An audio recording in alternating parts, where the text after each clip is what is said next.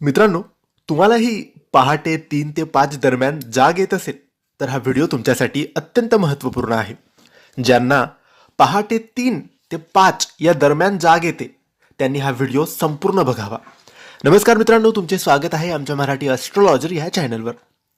मित्रांनो, रात्रीची एक झोप झाल्यावर काही वेळा पहाटे किंवा मध्यरात्री जाग येते.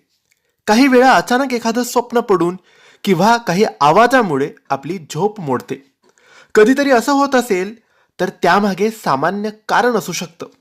मात्र ठराविक वेळी किंवा ठराविक प्रहरामध्ये जाग येत असेल तर त्याकडे दुर्लक्ष अजिबात करायचे नाही. जुन्या काळात लोक भल्या पहाटे उठत होते. ऋषीमुनी वगैरे ब्रह्ममुहूर्तावर उठून त्यांची कामं करत असत. ब्रह्ममुहूर्त म्हणजे पहाटे 3 ते 5 वाजेपर्यंतचा कालावधी असतो. हा कालावधी देवी देवतांचा कालावधी मानला जातो. सृष्टीतही नीरव शांतता पसरलेली असते. चित्त एकाग्र होऊ शकतं. सध्याची जीवनशैली बदलल्यानं झोपण्याचं आणि उठण्याचं वेळही आपलं बदललेला आहे. मात्र काही लोकांना सातत्याने ब्रह्ममुहूर्तावर जाग येते. कधीतरी येत असेल तर काही हरकत नाही, पण रोजच सारखी त्याच वेळेला 3 ते 5च्या मध्ये जर तुमची झोप मोडत असेल किंवा तुम्हाला जाग येत असेल आणि असं रोज घडत असेल तर हे साधारण नाही. मित्रांनो, हे असतं दैवीय संकेत. तुम्हाला काही सांगण्यासाठी किंवा काही संदेश देण्यासाठी असं रोज घडतं. पहाटे 3 वाजेपर्यंत किंवा 5 वाजेच्या आत जर तुम्हाला नेहमी जागत असेल तर तुम्ही उठून तुमच्या कुलदेवतेची, तुमच्या इष्टदेवतेची पूजा करावी.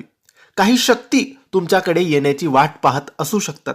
त्यामुळे या काळात तुम्ही देवांची आराधना करावी. हिंदू धर्मात ब्रह्ममुहूर्ताला विशेष महत्त्व आहे. ब्रह्म म्हणजे परमात्मा आणि मुहूर्त म्हणजे वेळ.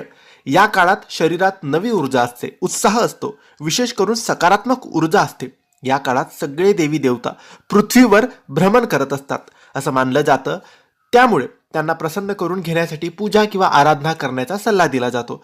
जर तुम्हाला मित्रांनो रोजच तुम्ही बघा, जर 1-2 दिवस जाग येत असेल तर काही हरकत नाही, लक्ष देऊ नका. पण निरंतर 7 दिवस, 8 दिवस, 10 दिवस रोज हे होत असेल की 3 ते 5, पहाटे 3 ते 5 मध्ये तुमची झोप मोडत असेल किंवा तुम्हाला जाग येत असेल तर तुम्ही मग सकाळी त्याच वेळेला उठून अंघोळ करून घ्यावी. अंघोळ झाल्यानंतर तुम्ही लगेचच तुमच्या देवघरासमोर अगरबत्ती दिवा लावून बसायचं आणि तुमच्या कुलदेवतेचं, तुमच्या इष्टदेवतेचं, तुम्हाला ज्याही देवावर श्रद्धा विश्वास आहे त्यांचं तुम्ही स्मरण करावं, त्यांचा मंत्रजप करावा, पूजापाठ करावी. मित्रांनो, 3 ते 5